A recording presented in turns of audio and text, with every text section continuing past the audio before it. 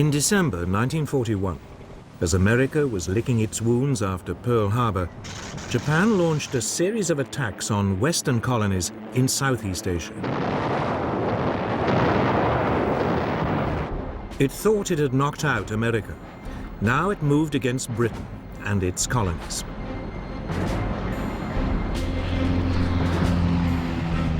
The first to be hit was Malaya, where a Japanese force came ashore in the northeast of the country.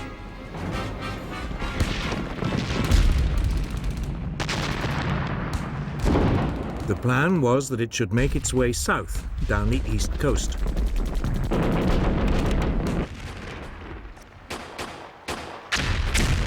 The invasion force was met by a contingent of British Indian troops. But after a day of fighting, they were brushed aside.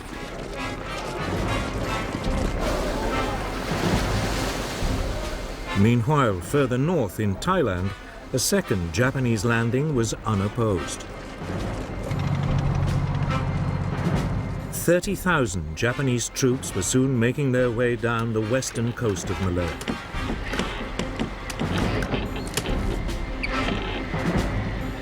The target of the two groups, Singapore, the center of British military and political rule in the Far East.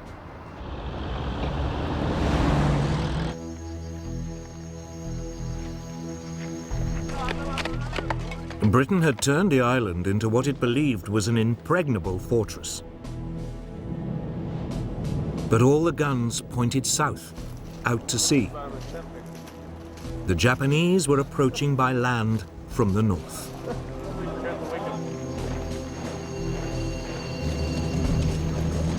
Yet British military commanders remained remarkably untroubled.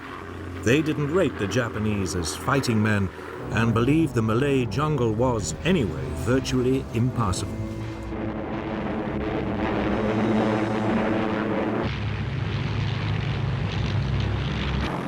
But the Japanese had other ideas. To soften up Singapore, they attacked the city from the air.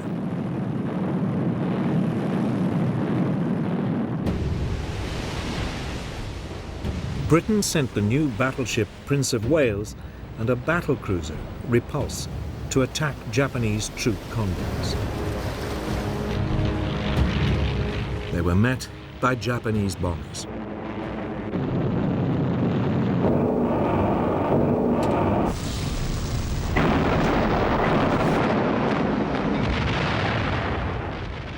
Both warships were sunk in less than 2 hours.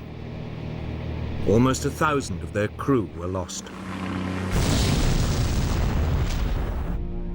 It was the greatest British naval disaster of World War II.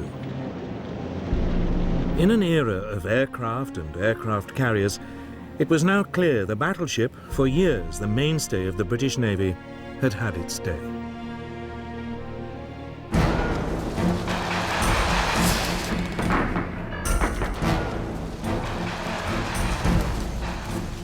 Back on land, the Japanese continued to head south towards Singapore. On January the 11th, 1942, Kuala Lumpur was captured. The British forces fell back and withdrew to Singapore.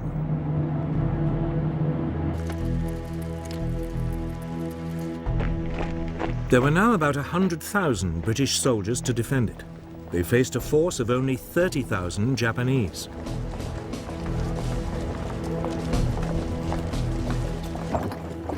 Even without their big guns, the British should have been able to hold out.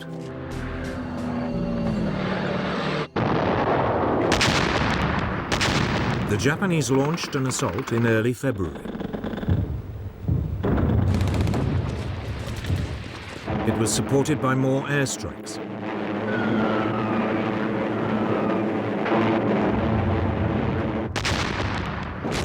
The British defense was soon reduced to chaos. Civilian casualties began to escalate.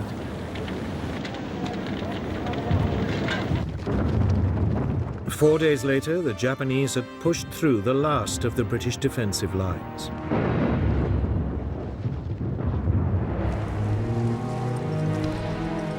The commander, General Arthur Percival, surrendered with over 90,000 men.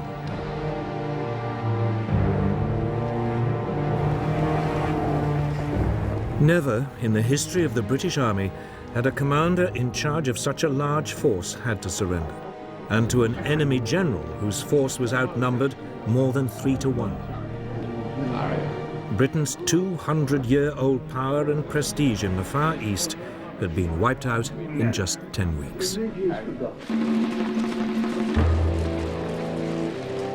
But it wasn't the only disaster.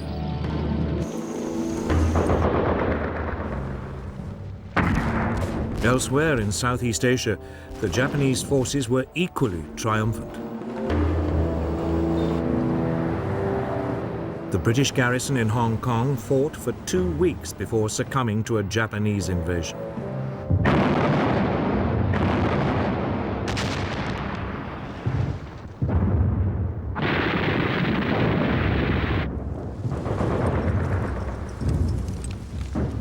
In the Philippines, America fared no better.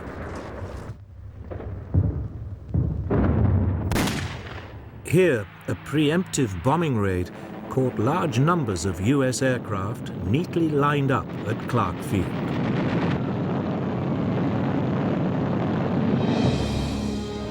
Most were destroyed.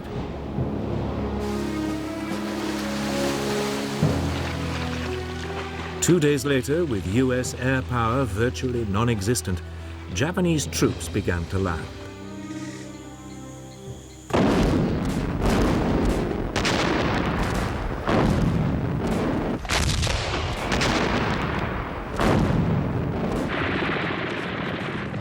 The local Philippine troops melted away.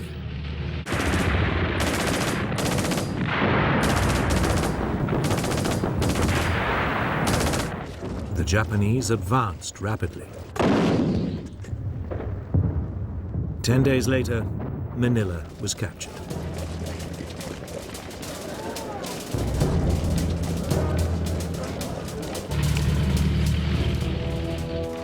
The US soldiers were forced to withdraw to the Bataan Peninsula.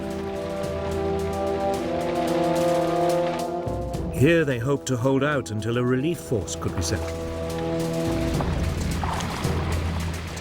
It never came.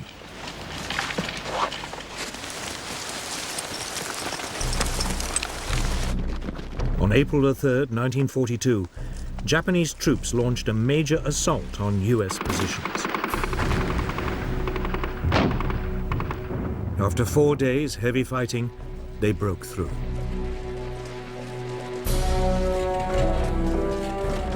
The Americans surrendered 2 days later.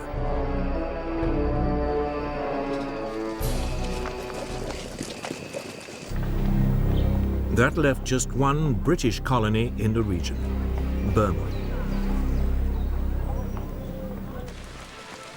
In early 1942, Japanese forces pushed into the south of the country. The British defenses had been utterly neglected. There were only some 15,000 men defending the country. They were no match for the Japanese.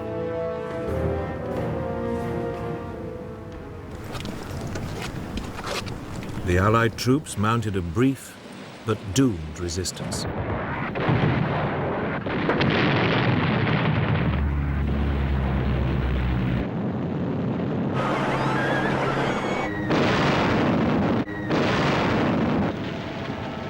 Less than 2 months after invading Burma, the Japanese had seized the capital, Rangoon. 8 weeks later, the British had been pushed entirely out of the country.